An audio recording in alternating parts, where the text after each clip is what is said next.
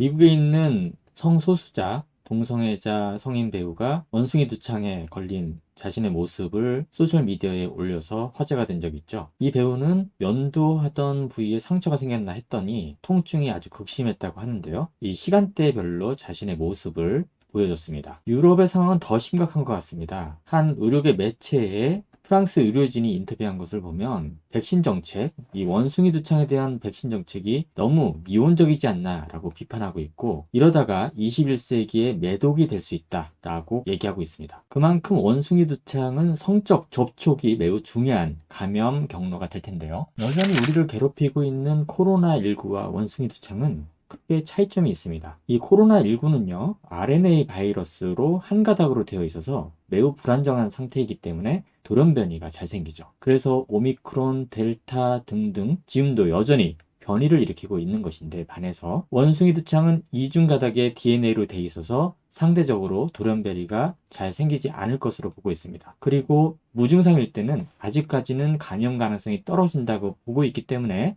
코로나19처럼 전 세계적 유행 가능성은 낮지 않을까라고 기대는 하고 있습니다. 두 감염병은 여러 가지 측면에서도 차이가 있는데요. 코로나19는 아무래도 공기나 침방울을 통해서 전파가 되기 때문에 더 많은 사람에게 감염을 일으킬 수 있겠죠. 아무래도 호흡기 감염을 통해서 저산소 혈증을 유발할 수 있겠고요. 그에 반해서 원숭이 두창은 성적 접촉 또는 긴밀한 피부 접촉을 통해서 감염이 되는데, 피부 발진, 수포, 물집을 일으킬 뿐만 아니라 그 부위에 극심한 통증을 일으켜서 입원이 필요한 경우도 있습니다. 그리고 코로나19가 주로는 노인에게 위험하다고 하면 원숭이 두창은 소아에게 감염됐을 때 더 심각할 수가 있습니다. 현재까지 코로나19는 다양한 백신이 개발돼 있죠. 물론 감염을 예방하는 데는 충분하지 않지만 중증으로 넘어가거나 사망을 줄일 수 있다는 장점은 있습니다. 원숭이 두창은 백신이 나와 있긴 하지만 공급이 매우 부족하고요. 양쪽 모두 투여할 약물이 있긴 합니다.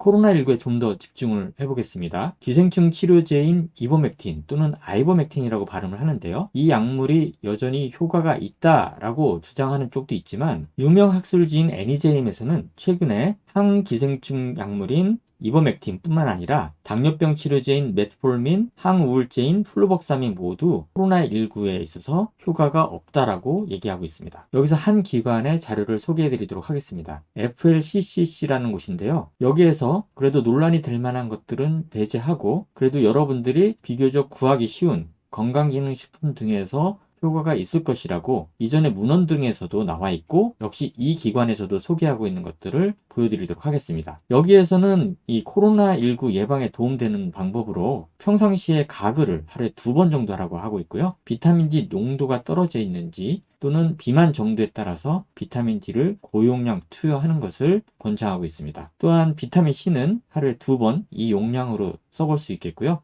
양파에 많이 들어있는 퀘르세틴, 아연, 또 불면증이 있을 때 쓸 수 있는 멜라토닌도 도움이 된다고 하고 있습니다. 이 오미크론 델타 변이 감염에 있어서 초기에 쓰면 도움이 될 만한 건 또 무엇이 있겠느냐?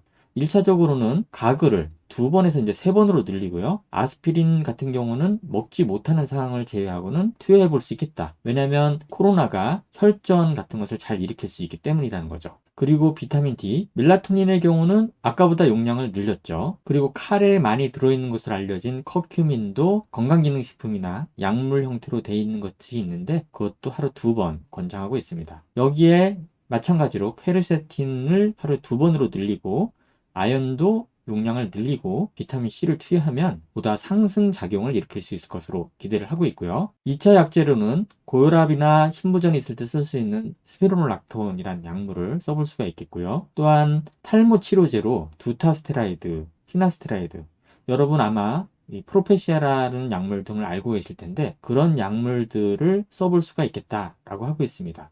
예전에도 제가 비욘디 방송에서 남성 호르몬 과다가 코로나19 바이러스, 특히 스파이크 단백질에 취약한 그런 연구들이 있다라고 해서 이런 약물들을 쓰고 있는 사람들은 계속 유지하는 것이 좋겠다라는 내용을 소개를 해드렸는데, 그 연장선이라고 볼 수 있겠네요. 그리고 상황에 따라서는 스테로이드 약물을 쓸 수 있는데 이것은 이제 의료진이 판단을 할 수가 있겠죠. 최근 36세 이탈리아 남성이 코로나 바이러스뿐만 아니라 인체 면역 결핍 바이러스, 에이즈를 일으키는 바이러스죠. 그리고 원숭이 두창 바이러스 모두 양성으로 확인이 되었습니다. 지금까지 확인된 바로는 특히 원숭이 두창의 경우는 남성 동성애자에서 많이 생기기 때문에 각별히 주의가 필요하겠습니다.